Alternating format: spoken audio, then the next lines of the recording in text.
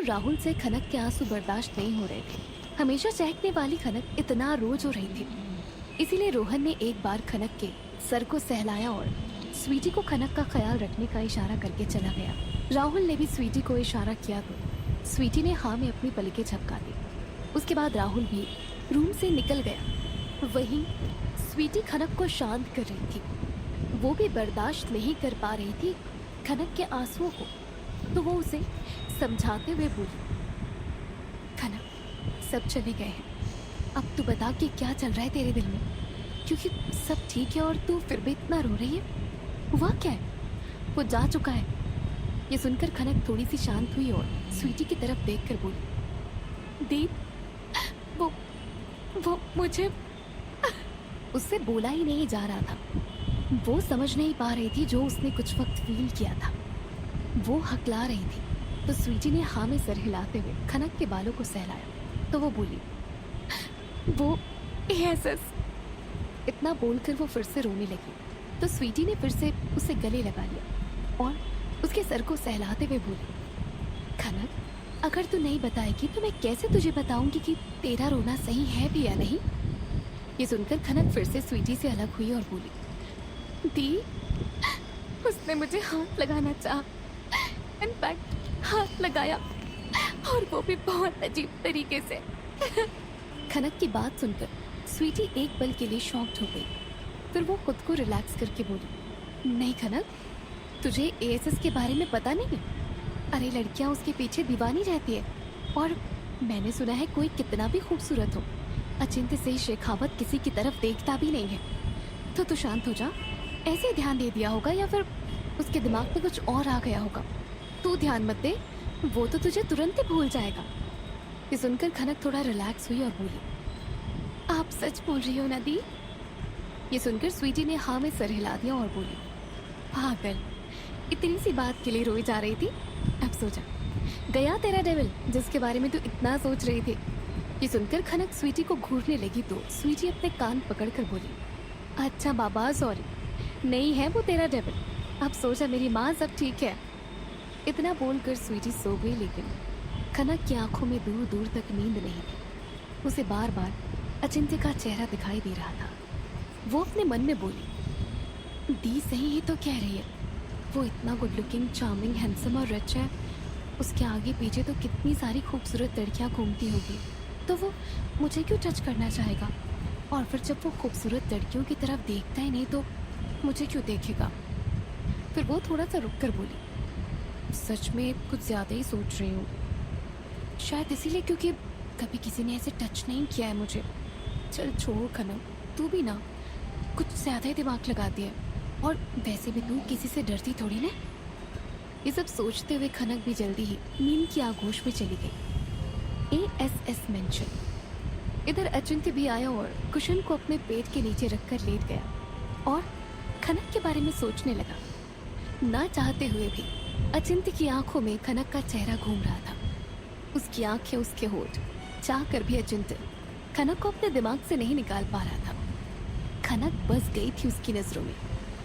खनक की यादों से इरिटेट होकर अचिंत्य ने अपनी आंखें बंद कर ली, लेकिन अब भी खनक का वही रोता हुआ लाल चेहरा दिखाई दे रहा था। ऐसा लग रहा था कि वो कुछ कहना चाहती हो। खनक का चेहरा देखकर अचिंत्य उठकर बैठ गया और बोला, आज पहली बार ऐसा हुआ है मेरे साथ, क्यों नहीं भूल पा रहा हूँ मैं उसे, क्यों बार बार मेरी आंखों के सामने उसका चेहरा आ रहा है। फिर वो खुद को शांत करते हुए बोला, मुझे उससे दूर रहना होगा, नहीं तो वो मेरी कमजोरी बन जाएगी, क्योंकि आज उसकी वजह से मैंने अपने एक आदमी को मार दिया। कमजोर पड़ गया मैं और मुझे कमजोरी से सख्त नफरत है, और हो सकता है कि आज उसकी मासूमियत का चार्म मुझ पर है, बट कुछ ही वक्त में उतर जाएगा। इतना बोलकर वो फिर से सो गया, लेकिन खनक का चेहरा तो अब भी अचिंत्य को नजर आ रहा था और चाह कर भी अचिंत्य खुद पर कंट्रोल नहीं कर पा रहा था। उसका दिल कर रहा था कि फिर से खनक उसके सामने आ जाए और अजीब अजीब बातें उसके दिमाग में चल रही थी जो उसे सोने नहीं दे रही थी। उसने गुस्से में अपनी आंखें खोली और कहा, कोई ऐसी चीज़ नहीं है जो मुझ पर हावी हो जाए, मैं होने ही नहीं दूंगा, मैं कभी नहीं होने दूंगा। ये सब कहकर वो ज़बरदस्ती सोने की कोशिश करने लगा। अचिंत्य ना चाहते हुए भी खनक को ही याद कर रहा था। वो अपने मन में बोला, दूर रहना होगा तुझे अचिंत्य।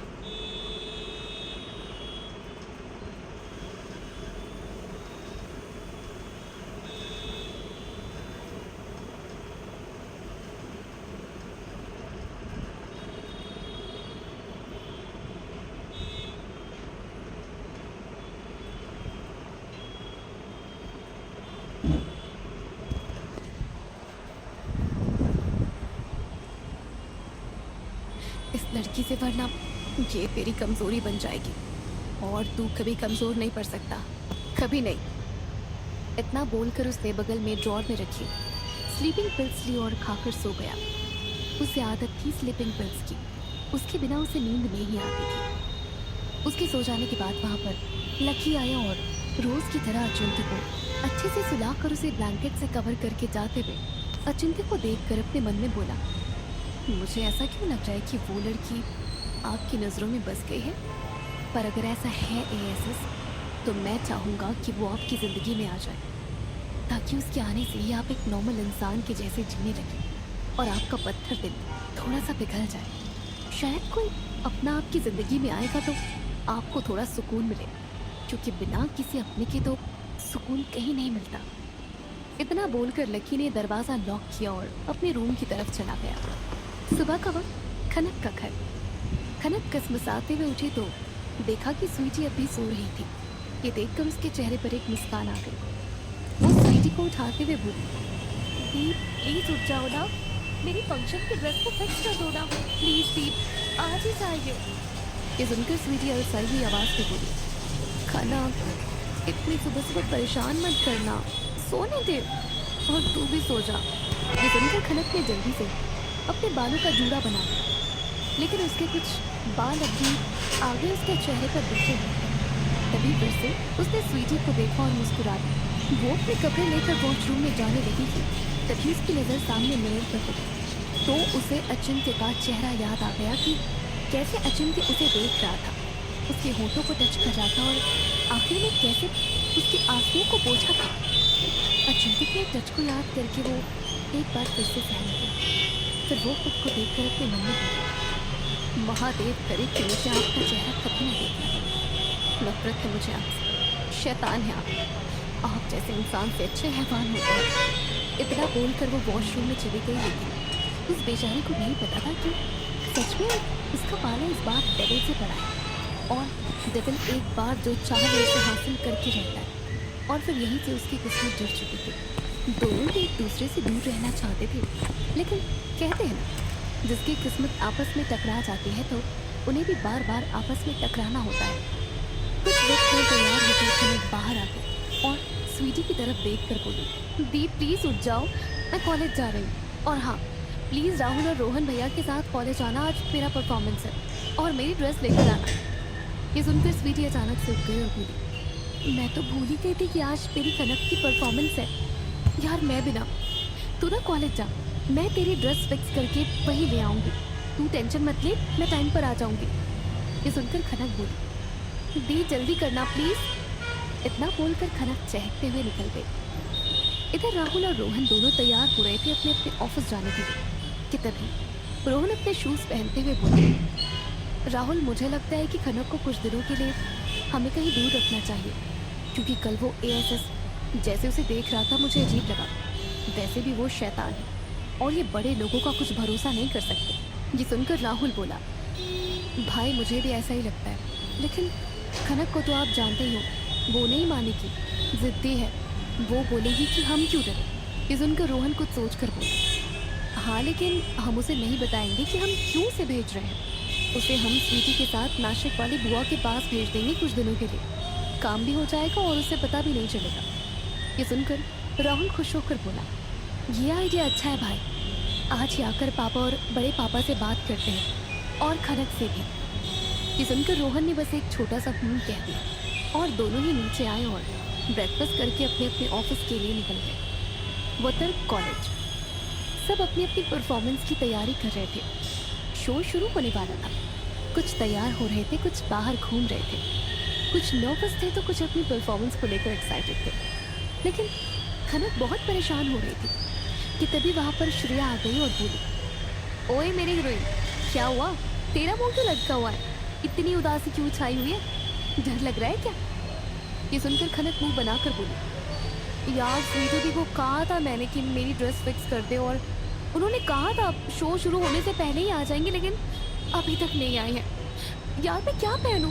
मेरी परफॉर्मेंस का टाइम होने वाला है। ये सुनकर श्रेया उसे शांत करके मूंगफली खाते हुए बोली, यार अभी शो शुरू हो रहा है और तेरी परफॉर्मेंस लास्ट में है, तो तुझे परेशान होने की जरूरत नहीं है। तब तक दी आ जाएंगे, और नहीं भी आई तो मेरे पास एक ड्रेस है, तो वो पहन लेना, ठीक है? क्या इतना टेंशन लेना, और वो भी एक छोटी सी ड्रेस के लिए? हट यार। ये सुनकर खनक ने हाँ में सर हिला दिया। वो खनक की तरफ देखकर बोली, यार खनक, बिना दूसरी ड्रेस के तो तू परफॉर्मेंस कर सकती है, लेकिन बिना अपने पार्टनर के कैसे करेगी? ये सुनकर श्रेया कंफ्यूज होकर अपनी आंखें सिकोड़ कर बोली, क्या मतलब है तेरा? गोविंद कहाँ है? वही तो खनक का पार्टनर है ना, कहाँ गया वो गधा? ये सुनकर तन्वी बोली, मैं भी उसकी बहन गीता से मिलकर आ रही हूँ। वो कह रही थी कि उसे आने में देर हो जाएगी, हो सकता है टाइम भी निकल जाए। ये सुनकर श्रेया तन्वी के सिर पर हल्के से चपत मार कर बोली, तू और मत डरा बेचारी खनक को, वैसे भी वो अपनी ड्रेस को लेकर परेशान है, और अभी उसका परफॉर्मेंस 1 घंटे बाद का है, तो तब तक आ जाएगा गोविंद, कुछ नहीं होगा। ये सुनकर खनक परेशान होकर चेंजिंग रूम में चली गई। उसके पीछे श्रेया और तन्वी भी। क्या अचिंत्य खुद को खनक से दूर कर पाएगा? क्या होगा जब खनक को पता चलेगा अचिंत्य के बारे में? क्या होगा? आगे जानने के लिए सुनते रहिए माई हार्टलेस लवर सिर्फ पॉकेट एफएम पर।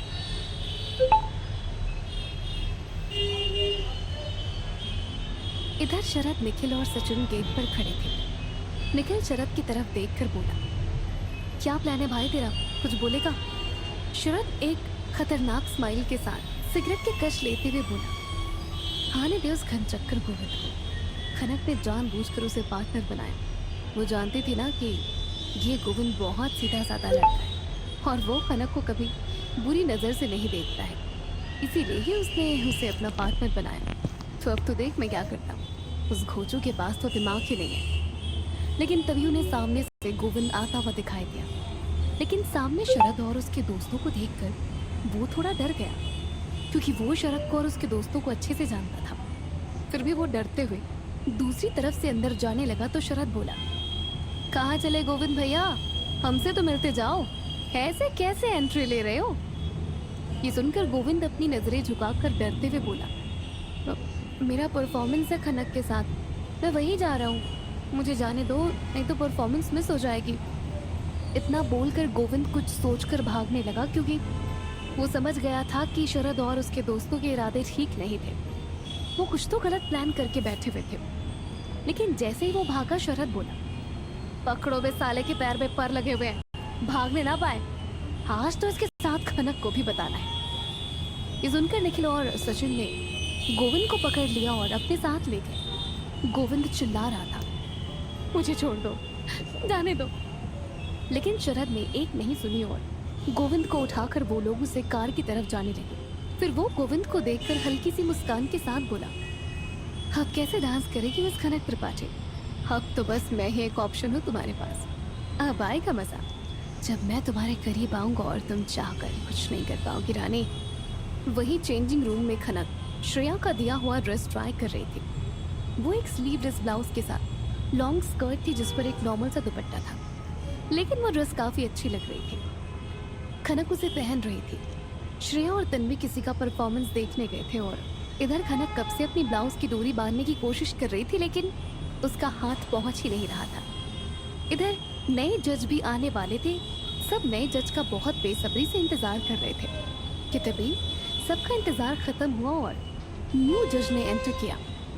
गेट से बहुत सारे लोग उनका वेलकम कर रहे थे। श्रेया और तन्वी भी उन्हें देखने के लिए चेंजिंग रूम से आ गई थी और तभी अचानक तन्वी के मुंह से एकदम से निकल गया, अरे यार, ये तो हैंडसम एएसएस है। ये सुनकर श्रेया भी आगे आई और देखने लगी। सामने अचिंत्य खड़ा था, उसके साथ उसके बॉडीगार्ड्स थे और साथ में लकी भी था, और आज भी उसके चेहरे पर फुल एटीट्यूड था। अचिंत्य ने ग्रे कलर का 3-piece सूट पहना हुआ था और वो बहुत हैंडसम लग रहा था। सारी लड़कियां अचिंत्य को देखकर पागल हो रही थी, लेकिन मजाल थी कि अचिंत्य एक नज़र किसी को देख ले वो तो बस अपने ही एटीट्यूड में था। अचिंत्य को देखकर तन्वी मुस्कुराकर अपनी यादों में खोते हुए बोली, हाय कितना हैंडसम है यार ये। मन तो कर रहा है कि एक पप्पी ले लूं। हाय इसकी मस्कुलर बॉडी। ये सुनकर श्रेया तन्वी को घूरते हुए बोली, ये कौन सी भाषा है तेरी? हाँ पागल कहेगी, जहाँ कोई हैंडसम लड़का देखा नहीं कि बस गिरने लगती है उसके कदमों में। ऐसा कहकर वो फिर से अचिंत्य को देखने लगी। अचिंत्य अंदर आया और तभी वो लकी की तरफ देखकर धीरे से बोला, पता करो वॉशरूम कहाँ है, आई नीड इट। ये सुनकर लकी ने हाँ में सर हिलाकर अचिंत्य को रास्ता दिखा दिया और खुद उसके पीछे चलने लगा। ये देखकर अचिंत्य गुस्से में बोला, छोटा बच्चा नहीं हो, खुद जा सकता हूँ, वैसे भी ज्यादा वक्त नहीं रहना यहाँ। ये सुनकर लकी सर झुकाकर पीछे हो गया और अचिंत्य चला गया। इधर खनक अभी अपनी ब्लाउज की डोरी को लेकर परेशान थी और तन्वी और श्रेया में से किसी के आने का वेट कर रही थी। वॉशरूम चेंजिंग रूम से कुछ दूरी पर था। अचिंत्य वॉशरूम से निकलकर जाने लगा कि तभी अचानक से उसे कुछ अजीब सा महसूस हुआ, जैसे कि उसे खनक के पास आने पर महसूस हुआ था। तो वो बेचैन हो गया क्योंकि जहाँ अचिंत्य खड़ा था वहीं पर चेंजिंग रूम था और दरवाज़ा थोड़ा सा खुला हुआ था जिससे खनक दिखाई दे रही थी। खनक को अपने सामने देखकर अचिंत्य फिर से बेसुध हो चुका था, लेकिन जैसे ही अचिंत्य ने कमरे की तरफ देखा लाइट चली गई। ये देखकर खनक इरिटेट होकर बोली, यार इसे भी अभी जाना था, अब क्या करूं मैं? और ये दोनों भी जाने कहाँ मर गई, जहाँ जाती है वहीं रह जाती है। इतना बोलकर उसने अपना फोन लेकर लाइट ऑन कर दिया और लाइट में अपना काम करने की कोशिश करने लगी। फोन की हल्की लाइट में खनक का चेहरा और भी खूबसूरत लग रहा था। खनक तो वैसे सादगी में ही बहुत खूबसूरत लगती थी, लेकिन आज उसने हल्का सा मेकअप किया हुआ था जिससे उसकी खूबसूरती और भी बढ़ गई थी। और हल्की लाइट में अचिंत्य खनक को देखे जा रहा था। उसका दिल एक बार फिर खनक की तरफ खिंचा चला जा रहा था। खनक को देखते ही अचिंत्य के कदम खुद ही खनक की तरफ बढ़ गए। खनक ने बालों की सागर चोटी बनाई हुई थी जिससे उसकी गोरी पीठ अच्छे से दिखाई दे रही थी।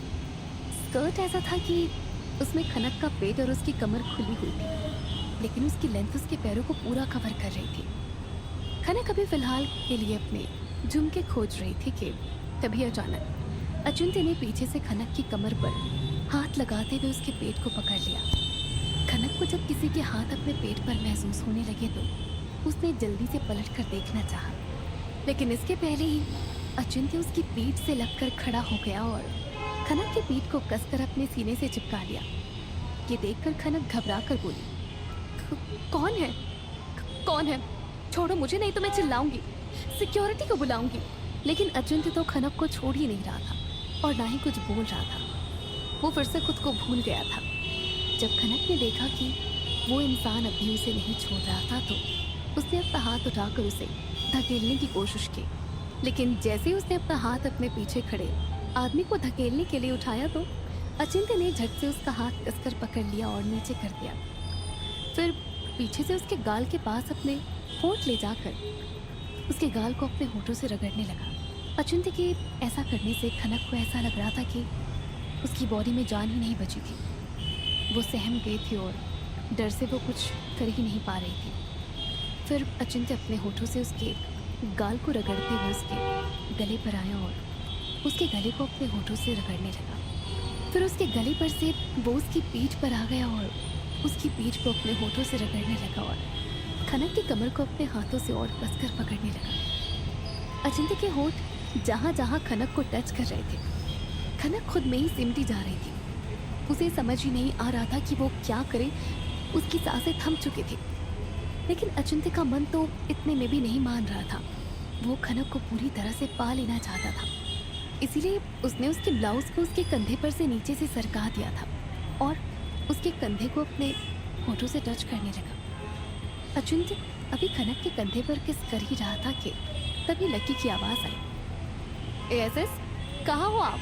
लकी की आवाज़ सुनकर अचिंत्य का ध्यान टूटा तो उसने जल्दी से खनक के पेट पर से अपना हाथ हटा लिया और वहाँ से जल्दी से निकल गया।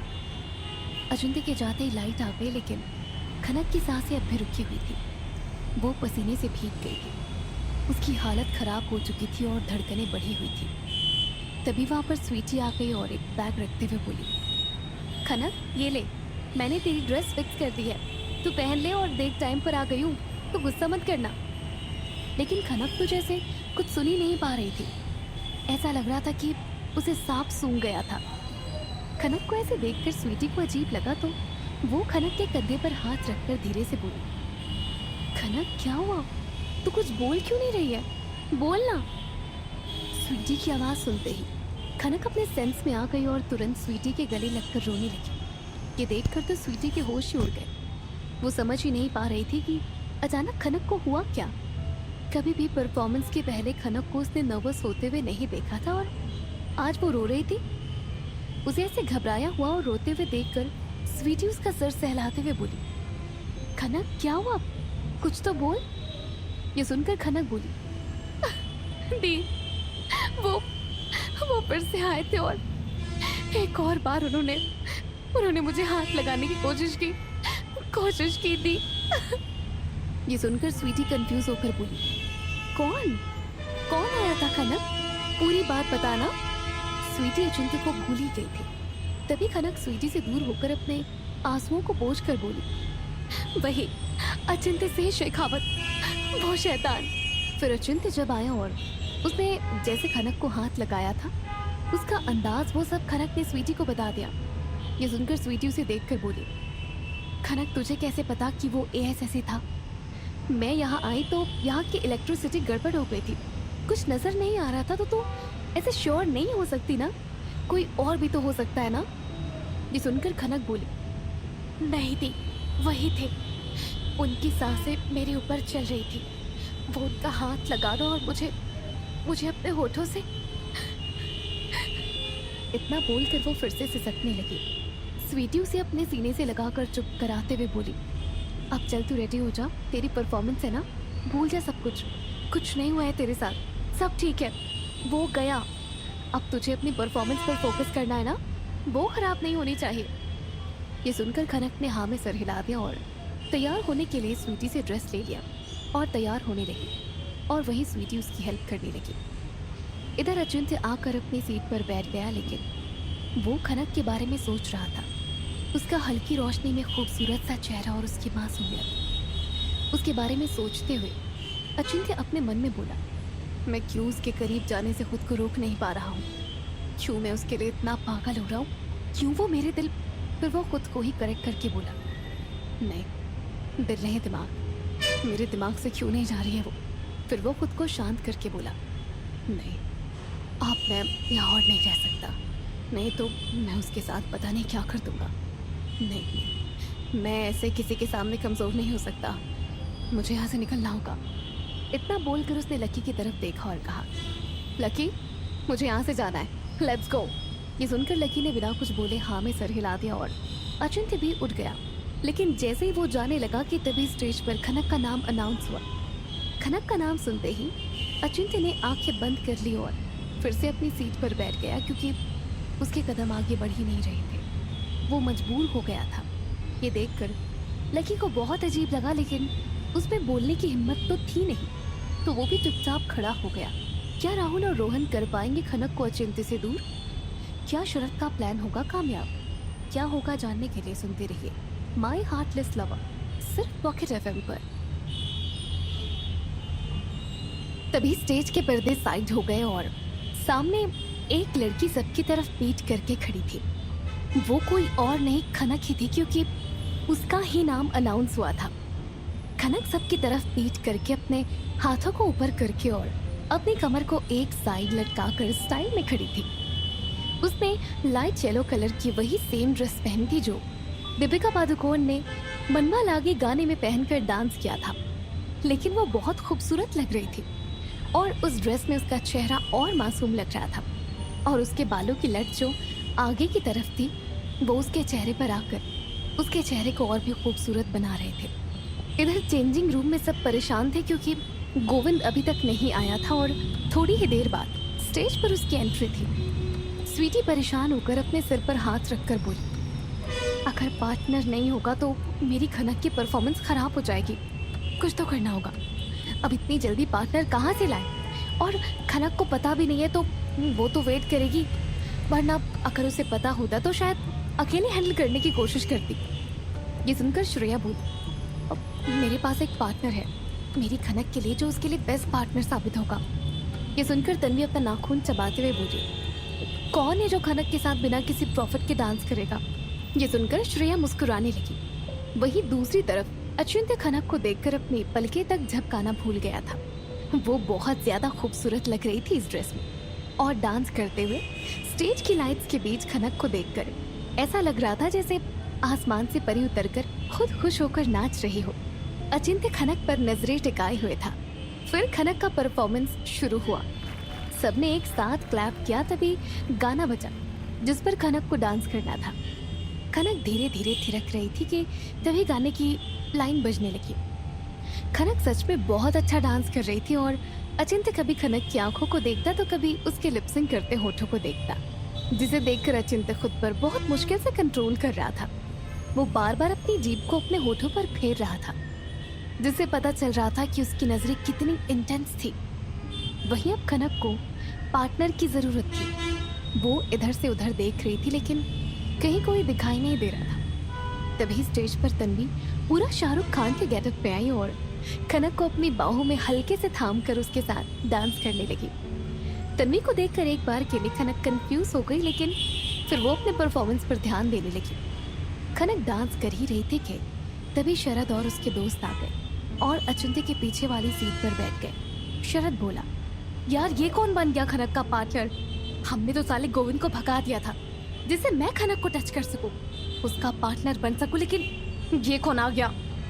ये सुनकर सचिन एक शैतानी मुस्कान के साथ बोला, "कोई नहीं यार, परफॉर्मेंस के बाद उठा लेंगे।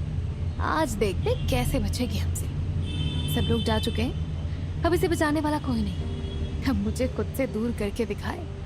आज देखते हैं कि कैसे हाथ नहीं लगाने देती। मजा आने वाला है आज तो।"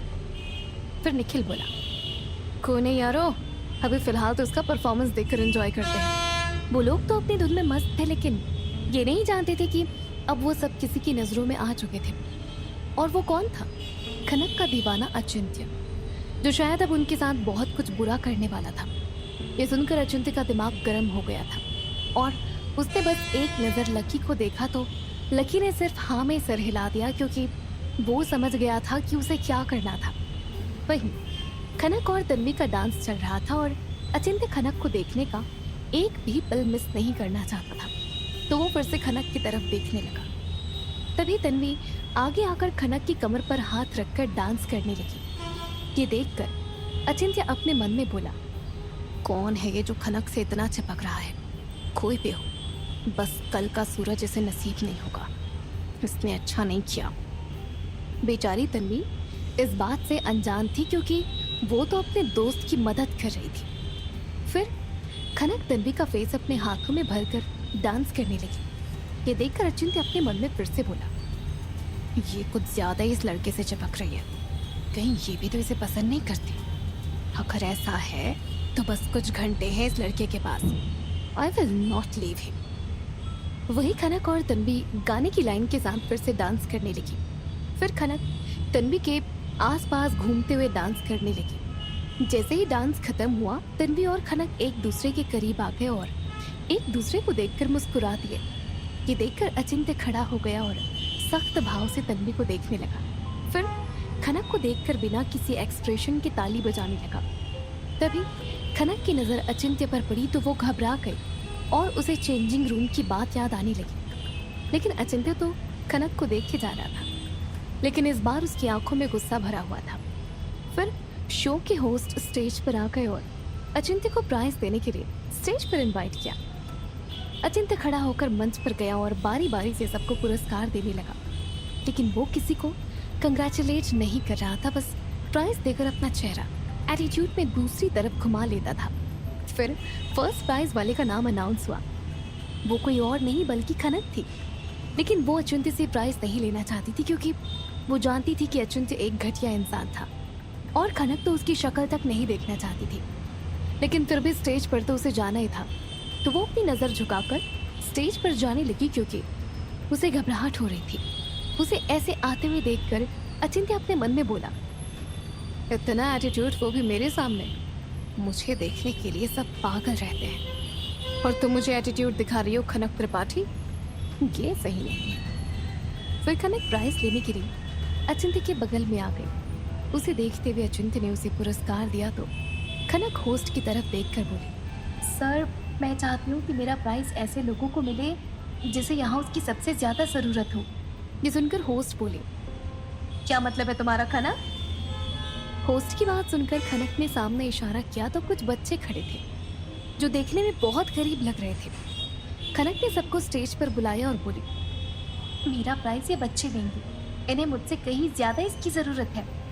ये सुनकर तो अचिंत्य का माथा ही ठनक गया। वो कैसे भी करके खनक को टच करना चाहता था, लेकिन अब तो खनक ने उसके अरमानों पर पानी फेर दिया था। फिर अचिंत्य ने बच्चों की तरफ बिना किसी इमोशन के पुरस्कार बढ़ा दिया तो बच्चे खुश हो गए और खनक को धन्यवाद बोलकर मुस्कुराकर चले गए। फिर खनक जाने लगी तो अचिंत्य एटीट्यूड के साथ अपना हाथ आगे बढ़ाकर बोला, congratulations miss Khanak Tripathi for the first prize. ये सुनकर खनक ने पहले तो अचिंत्य को देखा और फिर उसके हाथ को, और फिर उसने अपना हाथ जोड़ लिया और बोली, थैंक्स। इतना बोलकर खनक वहां से चुपचाप चली गई। खनक को ऐसे देखकर अचिंत्य अपने मन में बोला, बहुत एटीट्यूड है तुम में। तुमने अचिंत्य सिंह शेखावत के गुरूर को ललकारा है। शायद तुम्हें उसकी ताकत का अंदाजा नहीं है। कोई नहीं, जल्द ही समझ जाओगी मुझे। इतना बोलकर वो जल्दी से वहां से निकल गया। इधर खनक अपने चेंजिंग रूम में आई तो स्वीटी उसके गले लगकर बोली, ये मेरी जान, तूने तो कमाल ही कर दिया। और तन्वी ने भी। वैसे वो है कहाँ? ऐसा कहते हुए वो आसपास देखने लगी। ये सुनकर श्रेया भी अपनी आंखें सिकोड़ कर बोली, हाँ यार, परफॉर्मेंस के बाद से दिख ही नहीं रही है लड़की, कहाँ गायब हो गई अचानक से।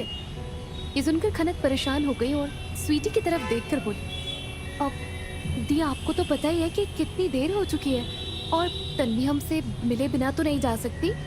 कौन सा उसे घर जाना है, हॉस्टल ही तो जाना है ना। आप प्लीज श्रेया को लेकर हॉस्टल छोड़ते हुए जाओ, मैं अभी आती हूँ। ये सुनकर स्वीटी बोली, लेकिन तू खनक, तुझे छोड़कर कैसे चली जाऊं? ये सुनकर खनक जाते हुए बोली, आप मेरी टेंशन मत लो, आप श्रेया को लेकर जाओ, मैं तन्वी को लेकर आ जाऊंगी। इतना बोलकर खनक वहां से हवा की तरह निकल गई। उसे ऐसे जाते हुए देखकर स्वीटी बोली, इस लड़की को डर नहीं लगता क्या? पागल कहेगी, अब पता नहीं कब तक आएगी। इतना बोलकर वो श्रेया को लेकर चली गई। खनक अभी रोड पर निकली थी कि तभी उसके सामने अचिंत्य की कार आ गई। ऐसे अचानक अचिंत्य की कार को देखकर खनक एकदम से घबरा गई। फिर वो खुद को रिलैक्स करके कार की तरफ देखकर चिल्लाकर गुस्से से बोली, अबे ओए, काली कार ले ली तो क्या आंखों पर भी काली पट्टी बांध ली है? दिखाई नहीं देता क्या? या रात में भी काला चश्मा पहनकर घूमते हो? ये सुनकर अचिंत्य ने अपनी कार का विंडो ग्लास डाउन किया और बिना खनक की तरफ देखे कहा, मुझे लगा तुम्हें मदद की जरूरत है। अपने दोस्त को ढूंढने के लिए कब से परेशान देख रहा था ना तुम्हें, इसीलिए। ये सुनकर खनक की आंखें बड़ी हो गई और वो अपने मन में घबरा कर बोली, कहीं तन्वी इसके पास तो नहीं है, वरना इसे कैसे पता कि मैं तन्वी को ढूंढ रही हूँ। वो जल्दी से आगे आकर बोली, कहाँ है वो, प्लीज उसे छोड़ दो। ये सुनकर अचिंत्य बिना इमोशन के सामने देखते हुए बोला, कार में बैठो। खनक को अभी सिर्फ और सिर्फ तन्वी की चिंता थी, तो वो बिना सोचे समझे जल्दी से अचिंत्य की कार में बैठ गई। कुछ वक्त बाद अचिंत्य की कार एक बहुत बड़े फार्म हाउस के बाहर खड़ी थी। ये वही जगह थी जहाँ पर अचिंत्य सबको सजा देता था और सबकी जिंदगी बर्बाद करता था। फिर वो कार से बाहर आया और खनक भी। वो खनक को अंदर ले गया और सामने का नजारा देखकर तो खनक के होश उड़ गए। वो हैरान हो गई थी। सामने तन्वी शाहरुख खान के गेटअप में वैसे ही कुर्सी पर बंधी हुई थी। उसके मुंह पर पट्टी बांधी गई थी और उसके हाथ पैर बहुत ही बुरी दशा में थे। तन्वी को ऐसे देखकर खनक जल्दी से तन्वी के पास जाने लगी तो अचिंत्य ने खनक का हाथ कसकर पकड़ लिया और कहा, अरे रे, इतनी भी जल्दी क्या है आशिक से मिलने की, जरा हमसे भी मिल लो ना। तन्वी की तो जान सूखी जा रही थी और ये सुनकर खनक अचिंत्य को डरी सहमी सी देखे जा रही थी। फिर अचिंत्य ने लकी की तरफ देखा और अचानक से तन्वी की कुर्सी हवा में लहराने लगी। तन्वी घबराई हुई सी नीचे देख रही थी और चेयर को कसकर पकड़ लिया। ये देखकर खनक जोर से चिल्लाकर बोली, छोड़ दीजिए उसे, क्या बिगाड़ा है उसने आपका? अरे अब क्या चाहिए आपको उससे? क्या होने वाला था शरद और उसके दोस्तों के साथ? क्या तन्वी हो जाएगी अचिंत्य के गुस्से का शिकार? जानने के लिए सुनते रहिए माय हार्टलेस लवर सिर्फ पॉकेट एफएम पर। डियर लिसनर, आपके बेहतर अनुभव के लिए ब्लॉक्ड एपिसोड्स कॉइन से ऑटो अनलॉक होंगे। बंद करने के लिए ऑटो अनलॉक टॉगल पर क्लिक करें। ध्यान दें, ये टॉगल हर कहानी के लिए अलग से सेट करना होगा। ये सुनकर अचिंत्य खनक के पास आते हुए बोला, देखो मुझे घुमा फिरा कर बात करने की आदत नहीं है, तो मैं साफ साफ कहता हूँ, क्लियर कहूंगा और मेरी बात सुननी होगी। कशी कशी। फिर वो खनक के गालों पर अपनी उंगलियां फेरते हुए बोला, अगर तुम अपने दोस्त की जान बचाना चाहती हो तो मैं जो बोलूंगा वो तुम्हें करना पड़ेगा, नहीं तो। ये सुनकर खनक जल्दी से अचिंत्य से दूर होकर बोली, क्या करना होगा मुझे, मैं करने के लिए तैयार हूँ, बस उसे छोड़ दो। ये सुनकर अचिंत्य ने सबको दूर किया और सामने से एक कैमरामैन आया। उसे देखते हुए अचिंत्य ने खनक की कमर को कसकर पकड़ लिया और उसे अपने करीब खींच लिया। ये देखकर खनक अचिंत्य को अपने से दूर करते हुए बोली, ये क्या कर रहे हैं आप, मुझसे दूर रहिए। ये सुनकर अचिंत्य ने खनक को कोई जवाब नहीं दिया और तन्वी की तरफ देखा। जैसे ही अचिंत्य ने तन्वी की तरफ देखा, उसकी कुर्सी के नीचे अचानक से आग लग गई और तन्वी की कुर्सी नीचे आने लगी। तन्वी की चेयर अगर नीचे आ जाती तो तन्वी जिंदा जल जाती। ये देखकर खनक जोर से चिल्लाकर बोली, नहीं नहीं नहीं, प्लीज कुछ मत करना उसे, मैं तैयार हूँ, मैं तैयार हूँ। तन्वी को ऐसे देखकर खनक अचिंत्य के पास आकर अपना चेहरा दूसरी तरफ करके बोली, आप जो चाहते हैं मैं वो करूँगी, बस आप उसे कुछ मत कीजिए।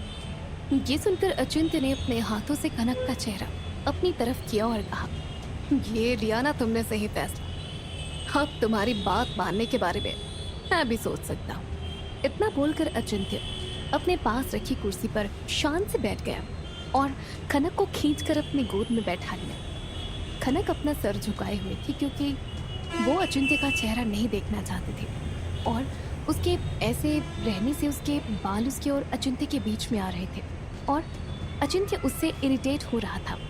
फिर अचिंत्य ने अपने हाथों से खनक के बालों को पीछे उसकी पीठ पर कर दिया और कैमरामैन की तरफ देखने लगा। फिर कैमरामैन ने अलग अलग करके दोनों की एक साथ कुछ तस्वीरें ली। फिर अचिंत्य ने खनक के गालों को अपने होठों से टच किया तो खनक ने अपना चेहरा दूसरी तरफ करके अपनी आंख बंद कर ली। अचिंत्य का छूना उससे बर्दाश्त नहीं हो रहा था, लेकिन उसे ये झेलना था। अब अचिंत्य खड़ा हुआ और खनक को अपने आगे खड़ा किया और उसकी कमर को पकड़कर खड़ा हो गया। अचिंत्य ये सब करते जा रहा था और कैमरामैन पिक्चर्स ले रहा था। वहीं अचिंत्य अपनी हद पार कर रहा था। जब बहुत सारी ऐसी तस्वीरें हो गई तो अचिंत्य खनक के होठों को देखकर बोला, अब एक लास्ट जो तुम्हारे होठों से होकर जाएगी। इससे पहले कि खनक अचिंत्य को रोक दे, अचिंत्य ने खनक को कसकर पकड़ लिया और अपने होठों को खनक के होठों से जोड़कर उसे किस करने लगा।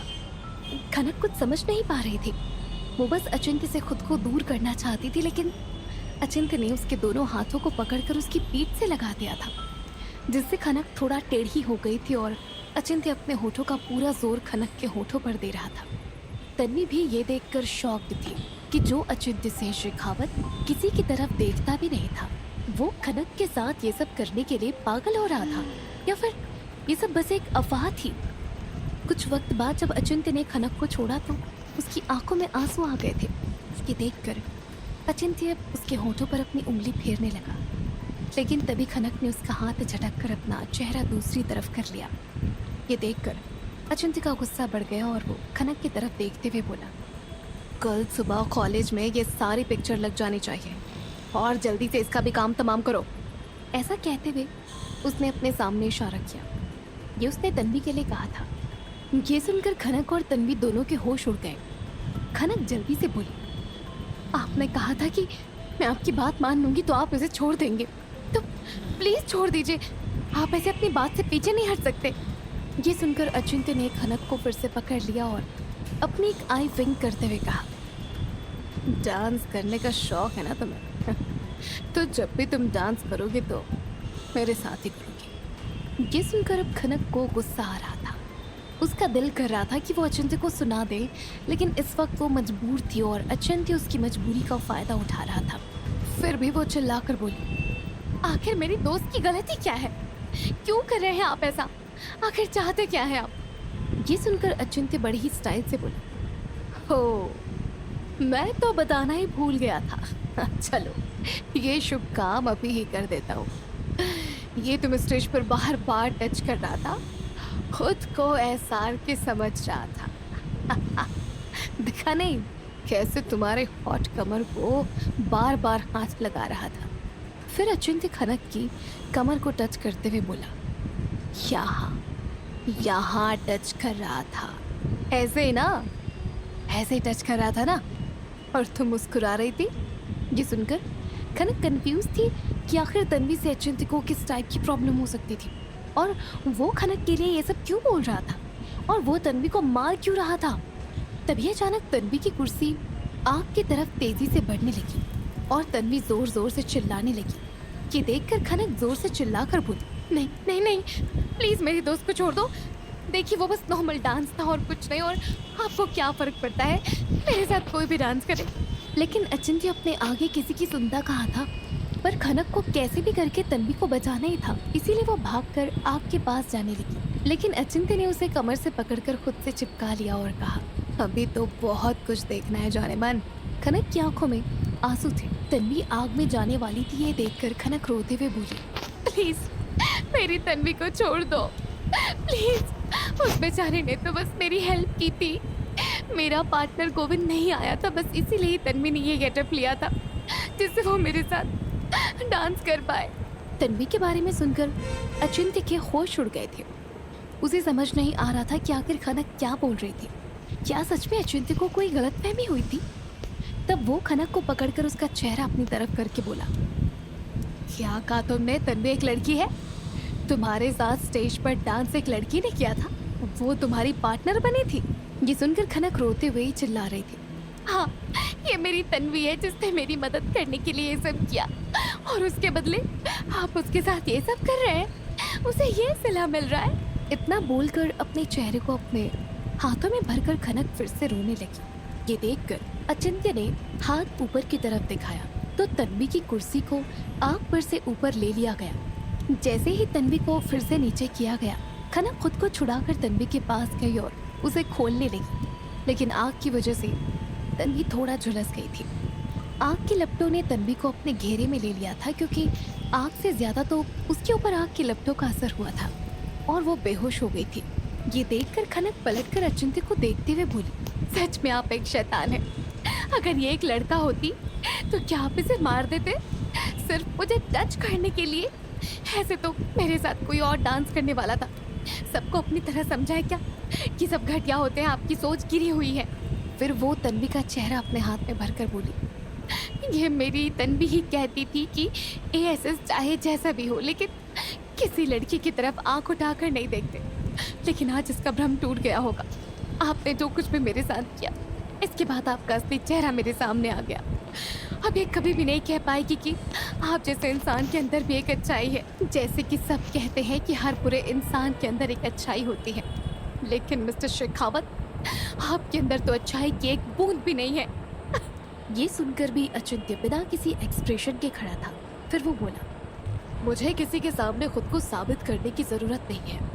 मैं जैसा हूँ वैसा हूँ। मुझे अच्छा बनने का शौक नहीं है। Yes, I am a devil. ऐसा कहते हुए उसके चेहरे पर एक शैतानी मुस्कान थी। लेकिन खनक पर अचिंत्य की बातों का कोई असर नहीं हो रहा था। वो तन्वी को अपने साथ कैसे भी करके ले जा रही थी। तभी अचिंत्य फिर से अपनी सीरियस वॉइस में बोला, वैसे किसी और के भी दर्शन कराने थे तुम्हें, तो क्या तुम उनके दर्शन करना चाहोगी? ये सुनकर खनक के कदम एकदम से रुक गए। पहले से ही एक झटका मिला था, वो कम था जो अचिंत्य अभी एक और झटका देने की बात कर रहा था। पहले उसने कुछ सोचा और वो तन्वी को लेकर पलट गई। तभी सामने खड़े लोगों को देखकर खनक चौंक गई। वो शौक में थी। सामने शरद, निखिल और सचिन खड़े थे, जिन्हें बहुत बेरहमी से मारा गया था और उनके पूरे बदन पर किसी जानवर के काटने और नोचने के निशान थे। उनकी हालत इतनी बदतर थी कि वो ठीक से खड़े भी नहीं हो पा रहे थे। और उनकी आंखें बंद हो रही थी। उनकी आंखों के नीचे काले और गहरे निशान भी थे। उनकी हालत इतनी बुरी थी कि खनक से देखा भी नहीं जा रहा था। तो वो बिना कुछ बोले एक नज़र अचिंत्य को देखकर जल्दी से वहाँ से निकल गई। खनक का घर।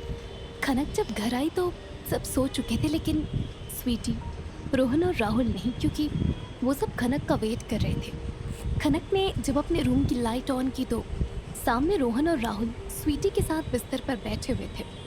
ये देखकर खनक ने पहले खुद को नॉर्मल किया और फिर बोली, क्या बात है दी, भैया आप सब एक साथ और आप लोग सोए भी नहीं?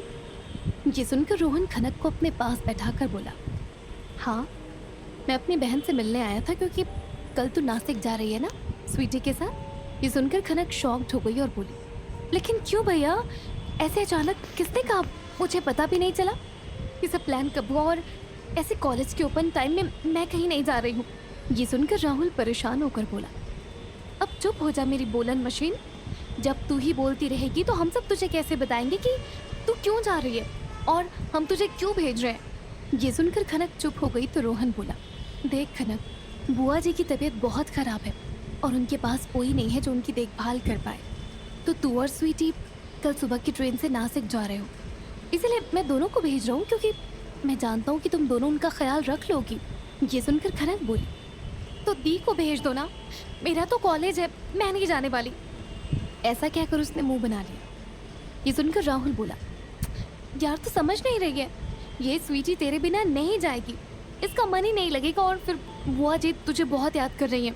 ये सुनकर खनक को अजीब लग रहा था, लेकिन फिर भी उसने अपना सिर हाँ में हिला दिया, क्योंकि सब उसे भेजने के लिए परेशान थे। क्या होगा जब अचिंत्य को खनक के नासिक जाने का पता चलेगा? क्या खनक और स्वीटी शांति से नासिक पहुंच जाएंगी? क्या होगा जानने के लिए सुनते रहिए माई हार्टलेस लवर सिर्फ पॉकेट एफएम पर। फिर सब अपने अपने रूम में चले गए। राहुल और रोहन को सुकून था कि उन्होंने खनक को मना लिया और उसे शक भी नहीं होने दिया कि अचिंत्य के डर से वो खनक को नासिक भेज रहे थे। खनक भी यही सोचकर सो गई कि कुछ दिनों के लिए अचिंत्य को नहीं देखेगी, और आज जो कुछ भी हुआ वो सोचकर उसे लग रहा था कि अब उसका सामना रोज अचिंत्य से होगा। लेकिन ये कितना सही होने वाला था वो तो महादेव ही जानते थे। सुबह का वक्त, त्रिपाठी हाउस। खनक और स्वीटी घर से निकल रहे थे। बाहर जाकर जल्दी से दोनों ने सबका आशीर्वाद लिया और राहुल और रोहन के साथ रेलवे स्टेशन के लिए निकल गई। इधर हरिकांत जी और हरीश चंद्र भी थोड़े शांत हो गए थे, क्योंकि अचिंत्य को देखकर सबके दिल में खनक के लिए डर बैठ गया था। वो सोच रहे थे कि शायद खनक कुछ दिनों के लिए यहाँ से चली जाएगी तो अचिंत्य के दिमाग से निकल जाएगी, और फिर वो अचिंत्य से शेखावत है तो उसके पास हजारों काम है, तो ऐसे में वो खनक को याद क्यों करेगा। इधर रोहन और राहुल ने स्वीटी और खनक को ट्रेन पर बैठाकर सी ऑफ कर दिया। अब वो दोनों भी शांत हो गए थे।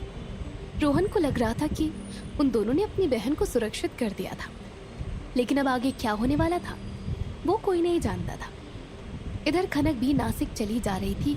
ट्रेन की खिड़की के पास बैठकर वो सोच रही थी कि शायद कुछ दिन वो यहाँ से दूर रहेगी तो अचिंत्य ने जो कुछ भी उसके साथ किया वो भूल जाएगी और फिर से पहले जैसी नॉर्मल हो जाएगी। लेकिन वो नहीं जानती थी कि उसका सुकून भी बस कुछ वक्त के लिए ही था। अचिंत्य नाम का तूफान आ चुका था और वो इतनी आसानी से उसका पीछा नहीं छोड़ने वाला था। यही सब सोचते हुए खनक खिड़की पर अपना सर रख कर सो गई।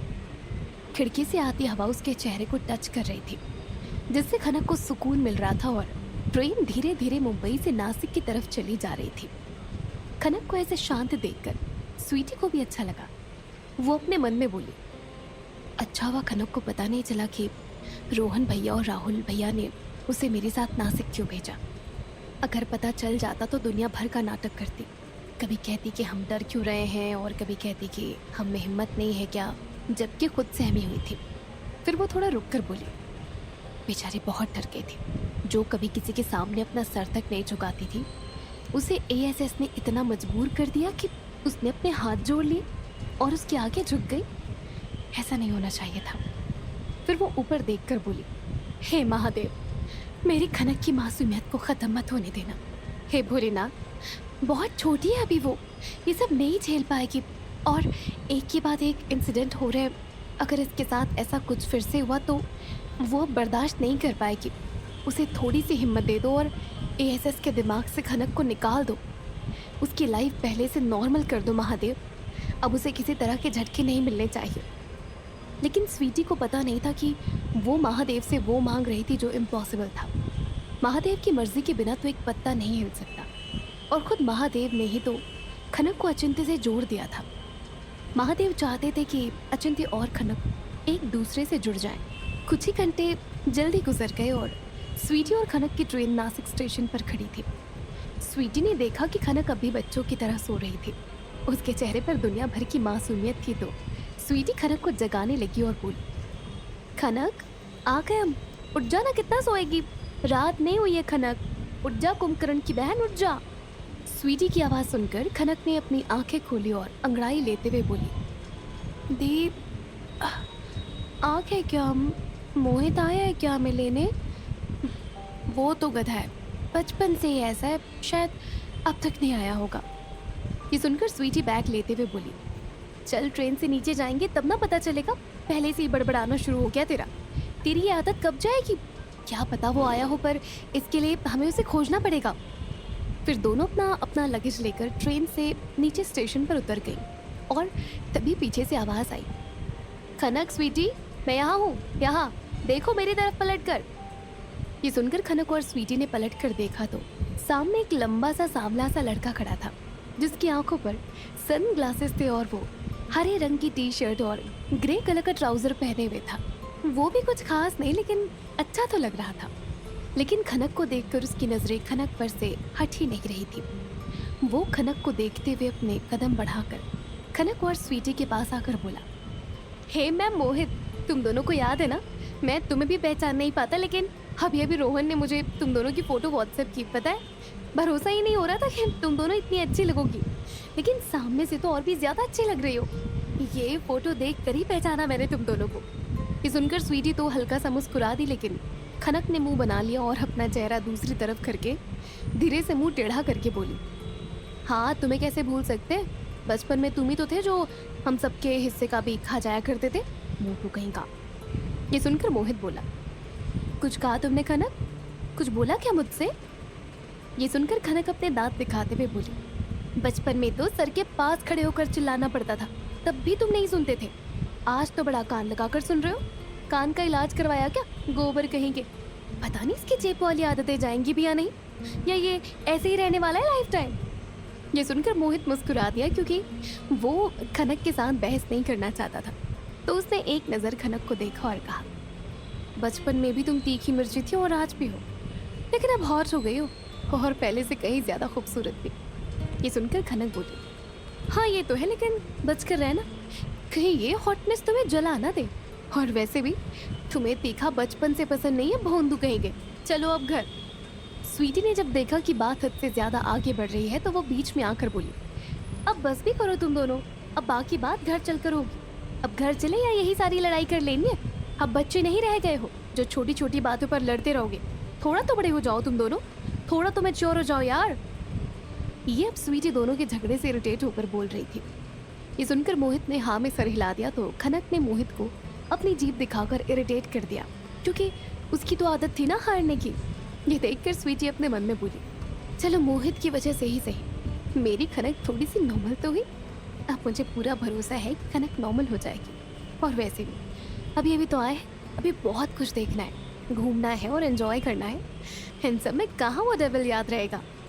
कुछ ही वक्त में वो लोग घर के लिए निकल गए। फिर सब जल्दी ही घर पहुंच गए तो बुआ जी खनक और स्वीटी को देखकर बहुत खुश हुई।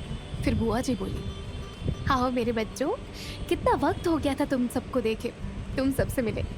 आखिरी बार मैंने तुम्हें बचपन में ही देखा था और अब इतने वक्त बाद जाकर तुमसे मिल रही हूँ।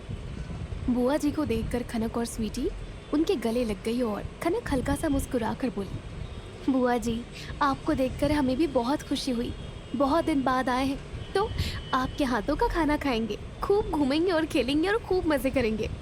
ये सुनकर बुआ जी खुश हो गई और बोली, हाँ तुम सब जाओ और फ्रेश हो जाओ, मैं तब तक तुम सब के लिए खाना लगाती हूँ।